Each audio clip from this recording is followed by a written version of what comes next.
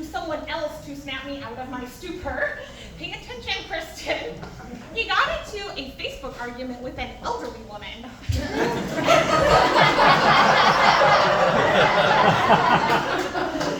And he said to her, "Who cares what you say? You're gonna die soon anyway." Woo! This is not something I saw online. He told me this verbally. We were in the pool at our hotel on a trip to Universal Studios. Apparently we had a lot of important conversations in pools. And he told me that her response was, "Well, you're just a nasty person, aren't you?" I mean, I don't know if she was a witch, but seemed like a fun choice. But I was with this witch. Like, somebody else saying he was nasty made me think, actually, yeah, maybe I think he's nasty too. So we went back up to our hotel room, and I was in the shower, and this phrase just popped into my head: antisocial personality disorder. I didn't know what that was, but my brain was telling me I should Google it. So when I got out of the shower and he went in, I made my search history even more of a mess, and I searched. According to the Mayo Clinic, antisocial personality disorder is a mental health condition in which a person consistently shows no regard for right or wrong. People with APD tend to purposefully make others angry or upset and manipulate or treat others harshly or with cruel indifference. They lack remorse. And it all started to make sense. After this definition, there was a long list of symptoms, and he sounded like all of them. It's a good feeling. Realizing the love of your life is a sociopath. It's a good feeling to finally have done the psychological math. So yes, I put two and two together about Philip's dark side that night in Orlando.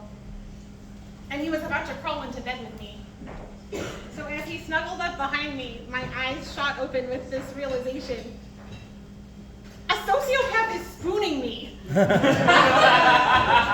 Like, even as big of a snuggle addict as this doesn't want back sex. It also kind of sounded like a children's book to me, like, a sociopath is spooning me and other stories. But this was finally the moment when I realized I should break up with him. Yay, good job!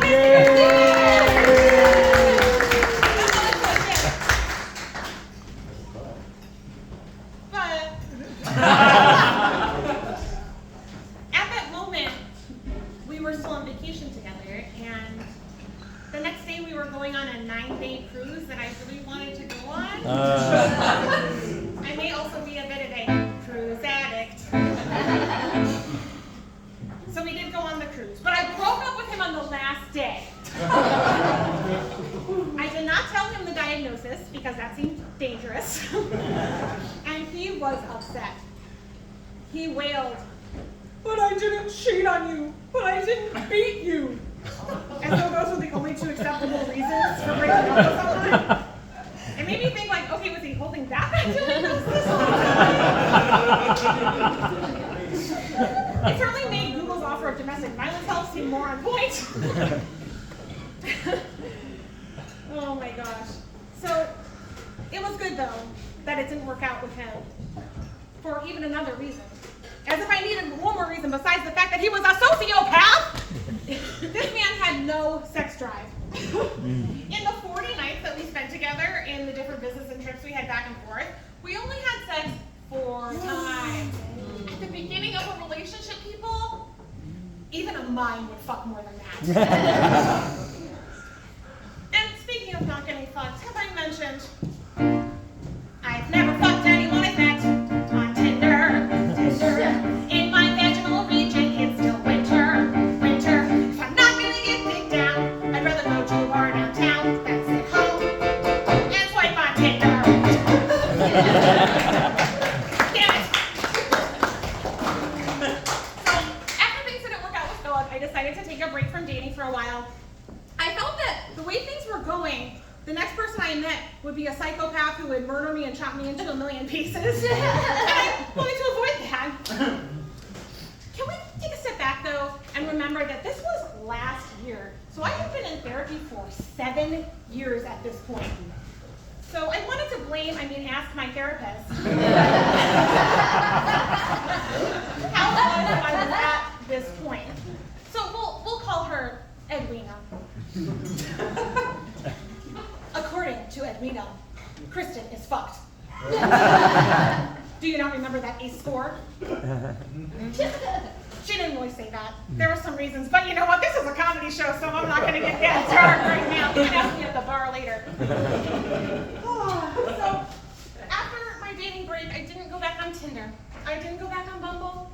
I did stupidly briefly go back on Hinge, where the first person who liked my profile had a picture of himself in a wax museum next to wax Albert Einstein, leaning down with his face in his crotch as though he was blowing Einstein. Fuck people! I get it. I'm also attracted to intelligence. It does turn me on. The first person I slept with, I actually jumped him after he told me his SAT score. Perfect. But that is an unhinged photo to put on Hinge. And even though I'm a smuggle addict, I'm not going to go there. I'm just going to end up diagnosing that guy with something from Google search. I already know. So I didn't stay on Hinge for very long, and I deleted my dating apps. There's no big plot twist there. I'm not going to be spending any future New Year's Eves swiping for tingles. I do have an application into Raya, which I would potentially use if they let me in, but they evaluate you based on your Instagram, and all I have on Instagram is my musical comedy about this. So I'm still waiting to hear.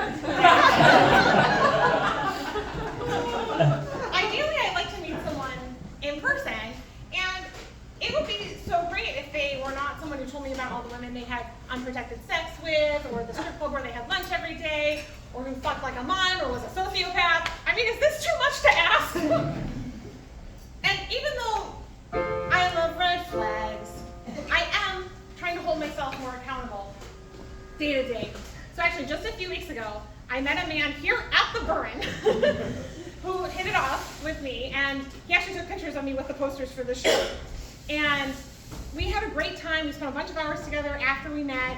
We went and got warm cookies. We called an ambulance for a homeless person. We made out in his illegal basement apartment. I mean, it sounds like a dream, right? I was excited, but the next morning I made myself open up my red flags journal Google Doc. I feel like Google should be sponsoring the show, by the way. And wrote down his red flags. And I wrote down 23 bullet points. And some of them had sub-bullets. But guess what? I did not go out with him again! I thought about it. I also thought about just sleeping with him, but I didn't do either. So I didn't. I said no. So I am doing my best in this area. And, now there's actually something new that's giving me a tingle. It's something that I can kind of tell from looking at people. And since there's so many of us live and in person here, do you guys mind if I just take a look around?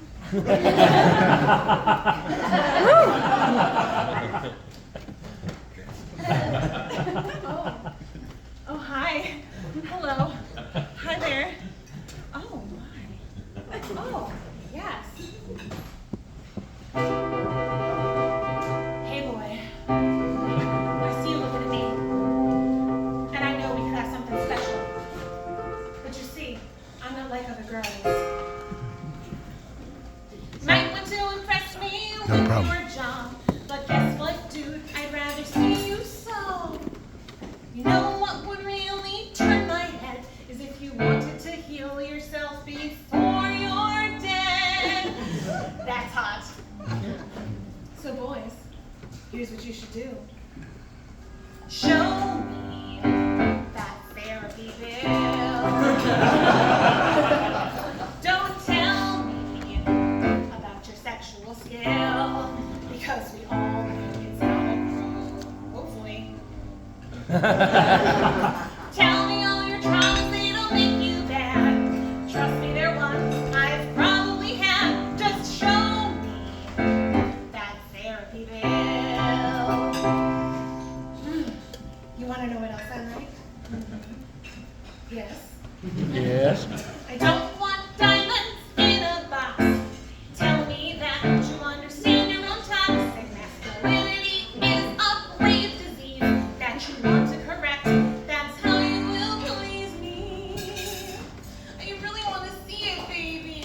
Show